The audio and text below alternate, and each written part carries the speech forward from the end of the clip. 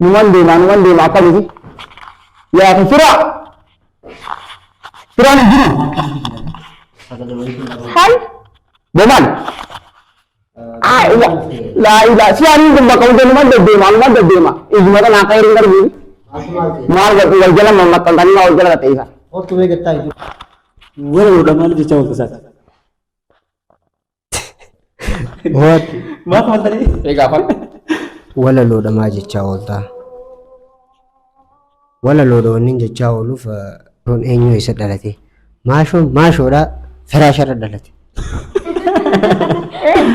way ajaib ma sho farash dalde तुम्हें कितना है जुरा hey ये बात तुम्हें हादर से तो खराब है yang tak ada jadi lan karadiran ni man formula la kana urat kana urat akan betul bel na katu ne mudah आइए ha oh ya rabbi saya bo terayo कोई फराल नहीं हुआ makasih aya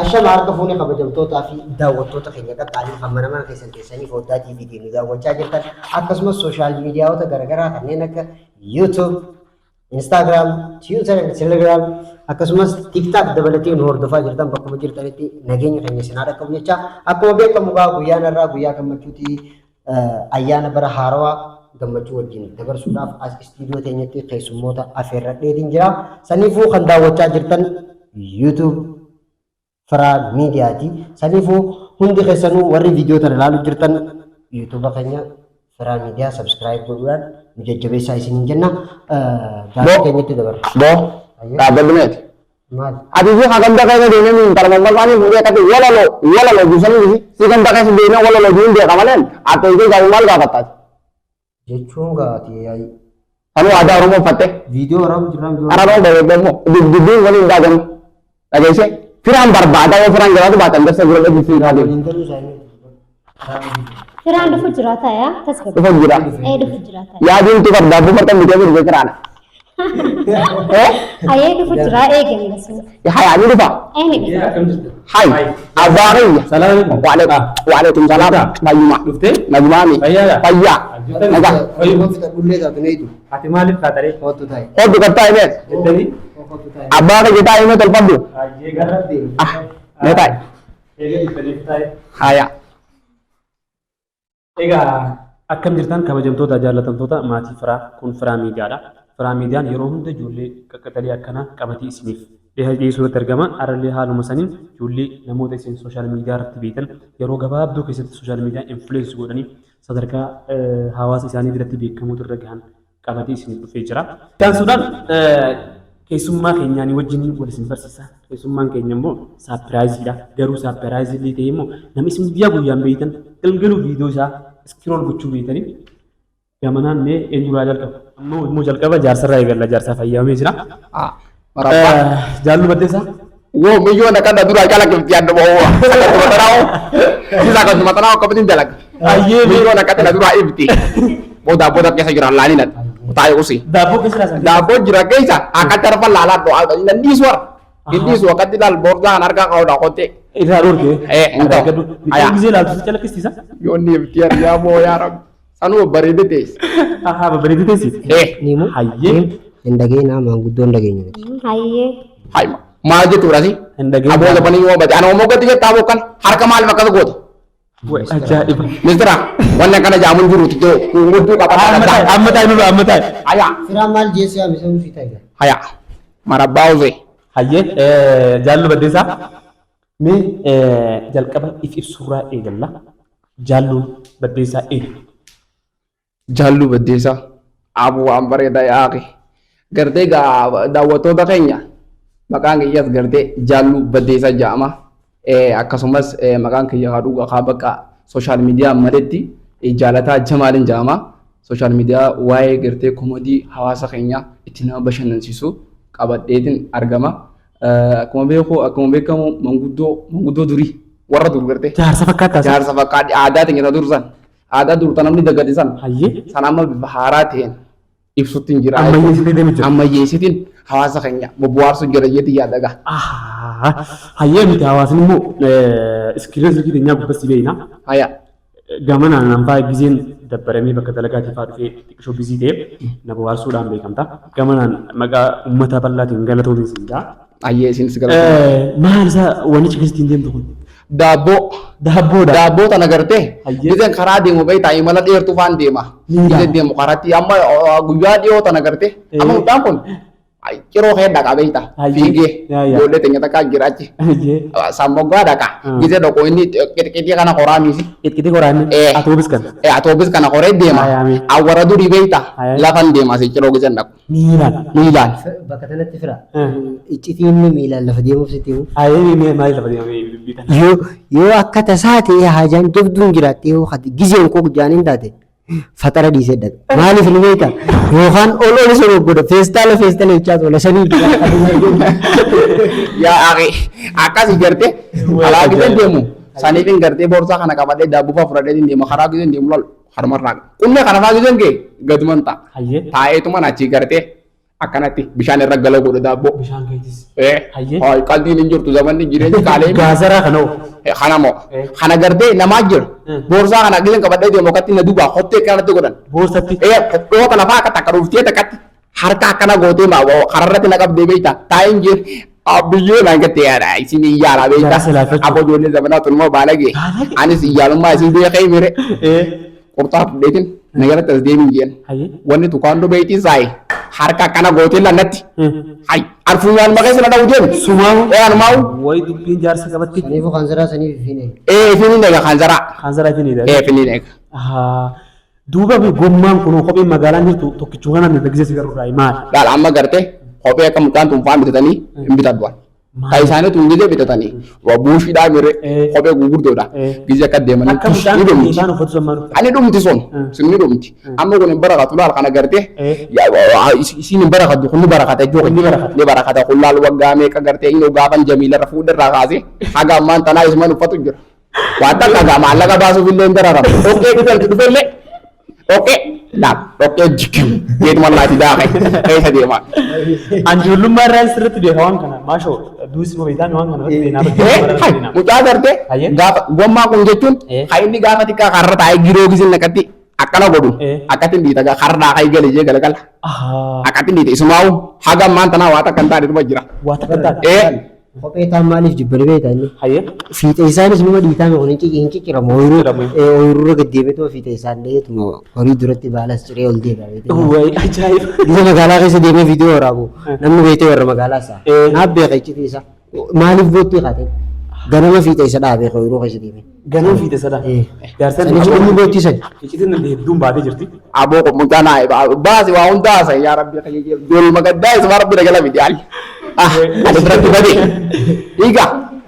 Akkasii mangisti jedhee. Hayyee jaallu baddeessaa jechuun maqaan isaa immoo maqaan gandi isaanii itti baafatee Jaalataa Jamaali. Jaalataa Jamaal jechuun ammoo koomediyaan jechuun ni danda'ama. Koomediyaan karaa gabaabaa ta'een afaan Oromootiin afaan aadaa kaalcharii naannoo saniitiin uffata jaarsoliin keenya abboonni keenya uffatan uffatee akkasitti nutti agarsiisaa kan ture fi kan jiru gara fuulduraatti deemu hojiilee kana caalaa babbareedoo ta'anii isarraa eega. Hayyee itti aansuudhaan ammoo saapiraayizii uffannaatiin nama yeroo hunda jecha lamaaf sitti jee waan hojii mataa dhukkubsu. Yaa boota naamma dhufte gaamma dhufte laal dhageeffadhu waa takka bichaan si gaafadha. Hayyee giizuu magartee akkasii qola lojuu san maal warri kan qoyi harka waan inni akkana godhu. Maaraas warri kennu waan hin batuufaatu iccitii jalaa hin ta'eeti. Siin waamee ati nu gaafadhu. Maali kun nama walitti maal ture? Maali rakkina qabdan isin namni? Inni akka dura ol seeneen miyyoon natti cacalan akka saminaan jeema maaltu isaan maanguddoo ifi abbaa Jamaal.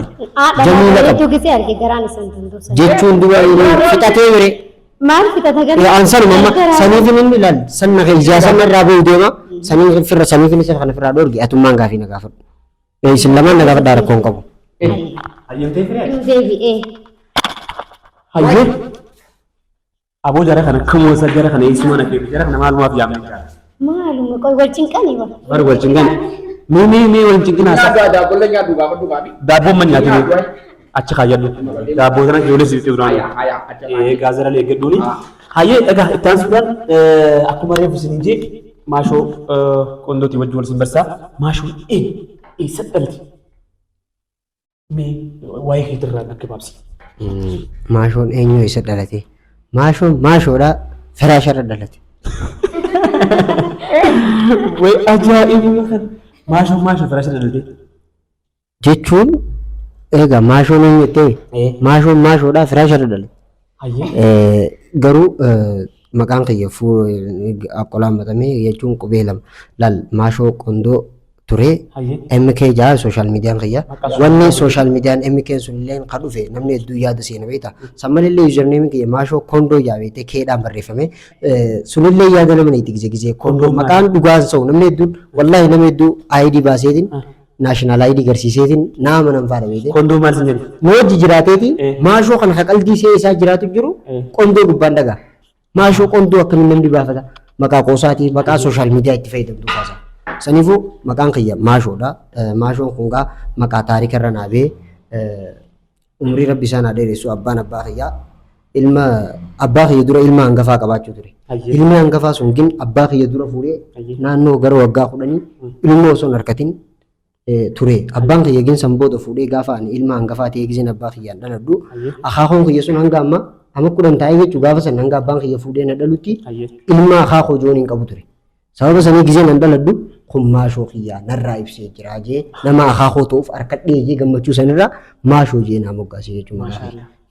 Abbaan kiyya garuu yeroo ijoollummaa isaa maqaa biraa qabaachuu ture. Maqaa san maqaa bareedaa illee Mahammad jedhama ture. Garuu immoo naannoo amata 12 hin caalu gizee yaadaan gizeen itti himan jechuudha. Zamana sanitti hedduu takka rabshaa qabaa yaa'ii tana qabaa. Sababa sanii maqaa kana saayibboottanummaan isaa jechuudha hiriyoonni irraa jijjiiran. Maalitti qondootti irraa jijjiiran. Sanumarraa ka'ee yaa'u gaafa dhalannee guddannee birrullee maqaa abbaa kiyyaa akka Mahammad ture. Nin dhagee malee anu Mahammad jee nama yaamu akariitti sun beeku saniifuu abbaan kiyya qonduma jechuudha maashoo qondooti. Saniifuu abbaa kiyyaas maqaan wanni irra beef rabshaa isarraa akkasumas kiyyaas wanni beef garuu seenaan ta'in isin hime kanaa jechuudha maqaa waa'ee maqaa kiyyaa gabaabsee gizeen ibsu. Garuu an kanin dhaladhee kan hin guddadhee asuma aanaa odaa bultuun magaalaa Baddeessaati. Ijoollee Baddeessaati? Carcaruma kanaa. Carcaru. Hin dhageenye walaloota qaama dura dubbisee afaanitti illee qabu. Hayyitaa akkamii? Har'a haa dubbadhu waa'ee biyyatiyyaa. Awwarra Harargeeti baha Oromiyaa. Handhuura carcarii maqaan si Baddeessaa. Qabeenya uumamaa qabduuf keessa. Har'a qaamumaan si geessa Baddeessaa. Qilleensi isii oowwaamti ammaasis qabbanaawaa. Abbaa fedheef ta'a hundaafuu mijaawaa. Dubra warra ituuta bifaan magaalaa. Isiifin dinaa waa'ee isii dubbatu jaarsin bisu garuu. Miti boo adda waleena. Dubra warra ituuta bifaan magaalaa. Waa'ee isii dubbachuuf ofii koonsi gaalaa. Dardarri isaaniitis jaalala qabanii yoo isaanii wal barte lubbuu siif dhabanii aayyoon si eebbifti aabboonis daranii abboo barbaddeessaan tanuma itti galanii. Walaloo jennee gaafa sana. Walaloo jennee turre. Saniifuu warra biyyatiyyaa amman tana walaloon sitti hime jeetiyyaa. Saniifuu akkasii awwarraachiiti gaafii biraa qabaatee itti fufi. Yookaan immoo lafa isin qaamaa eegite san. Hayyee galatooni ittaan suudhaan akkana yaadatti wal bartanii uumaa sin gootu qabadhu taa'in. Akkasumatti ifira lafa keessa. Isis gaafadhu.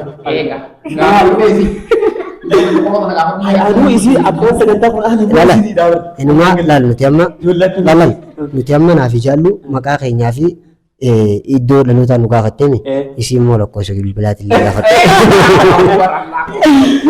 Waan biraa yaadeetiin ta'an sagantummaan akka bareedduufi. Duba jaarsi silkiin qabu maal irratti qabata?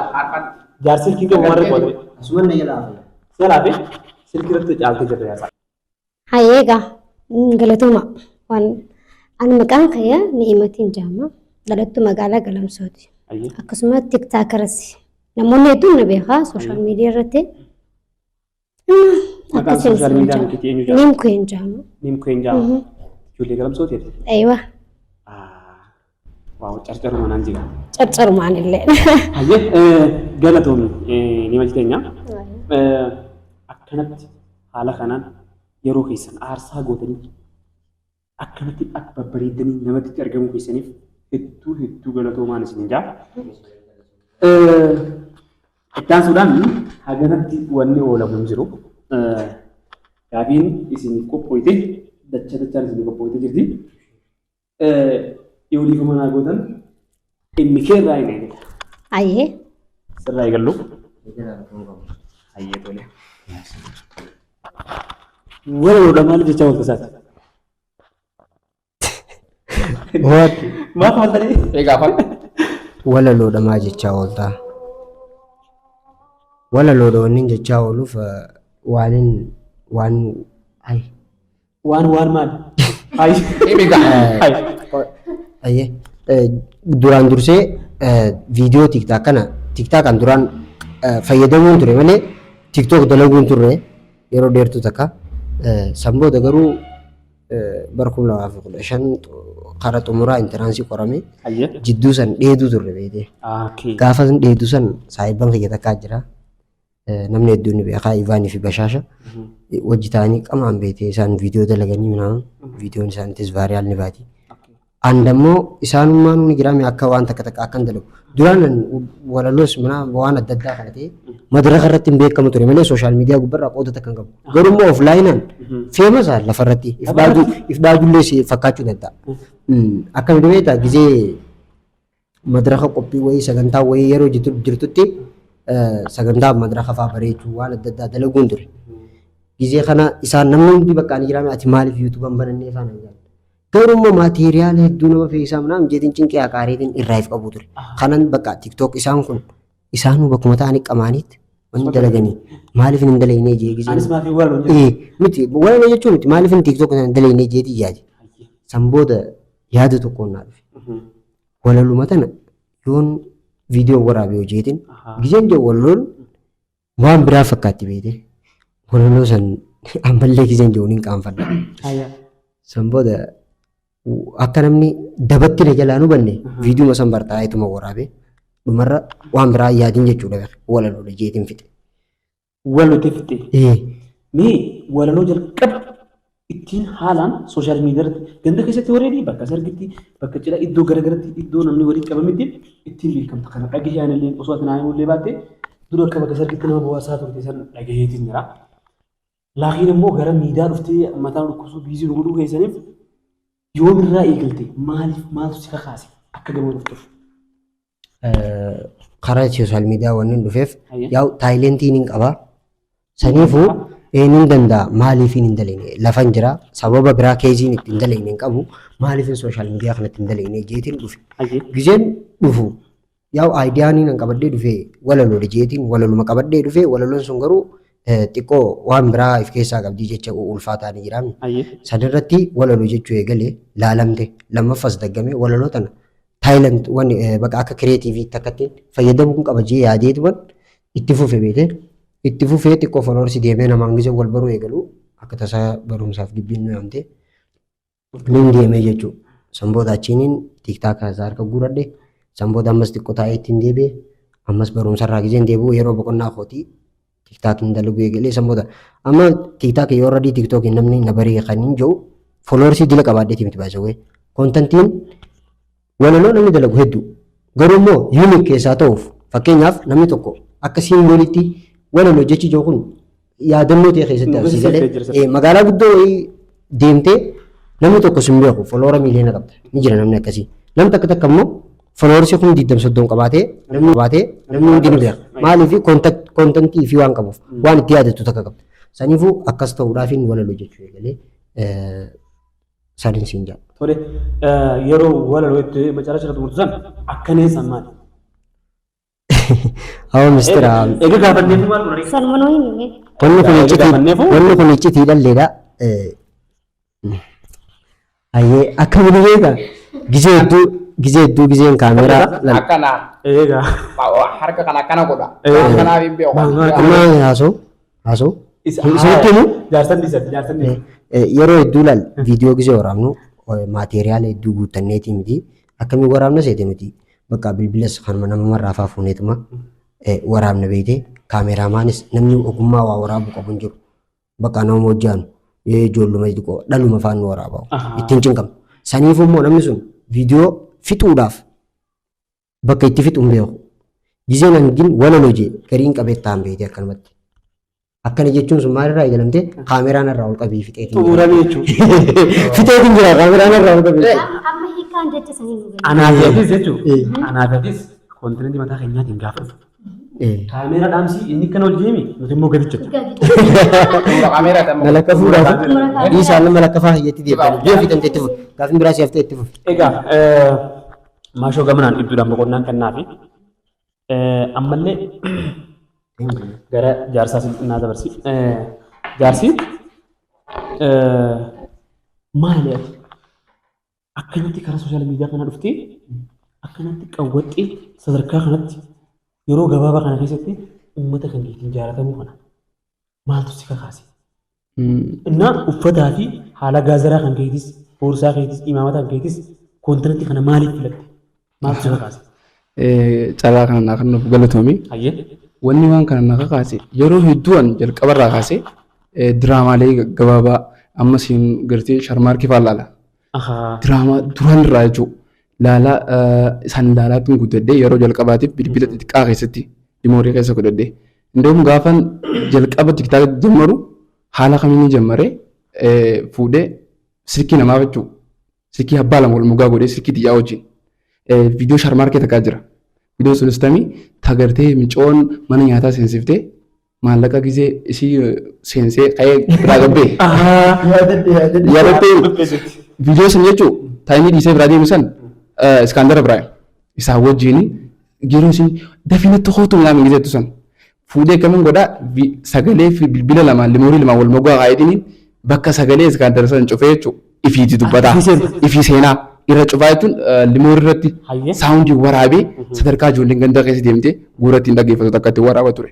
Sooshaal miidiyaa kana osoo jechuun tiktaak kana osoo hin fayyadamin dura jechuudha. Gaafin dura kaasu waan kana. Ganda keessatti jechuudha saawundii xiyyaa fi tagartee dhalaalee walitti qaxxamsiisu yookaan ammoo warroottan beekamaa kana Jaafar Alii kana fa'a wal mugaa fidee sadarkaa ganda keessa ijoolleen dhaggeeffatu akka irratti. Gaafa san jechuun an koomedii kana hedduun jaalladha. Diraamaalee yeroo hedduu bilbila kiyya keessa limoorii tiyyatti xaguradheetiin deema. Diraamaa kana ijoollee jira dawaa kana silikitti ilaala. Nun fedha akka malee. Koomedii bakka gaafa san osoon akka ilaalu natti tolee waan sun osoon akkatti deemu osoon deemu gaafan kutaa 9 qara'u jechuudha. Gaafan kutaa 9 qara'u bilbila takka bitadhe. Tekinoo poppitu efi. Poppi. Isii san bitadhee gaafa bitadhu kutaa 9tti gaafa filannoo biyya amasan jechuudha. Filannoodha. Gaafa filannoo san saawundii lamaan jechuudha waa'ee san irratti TikTok turaa jechuun waan laayikii faan laayikii ni beekame. Laayik teetu san gaafa san illee laayikii san kaameeraaf dura qabee bara kaameeraan dukkana kana sanuu cillima kana na waraabee akkanatti cillima kana. Haala ni fedha amma jechuun naaf inni gaafa takka jechuudha. Itti kan itti qabdu. Gaafa tokko.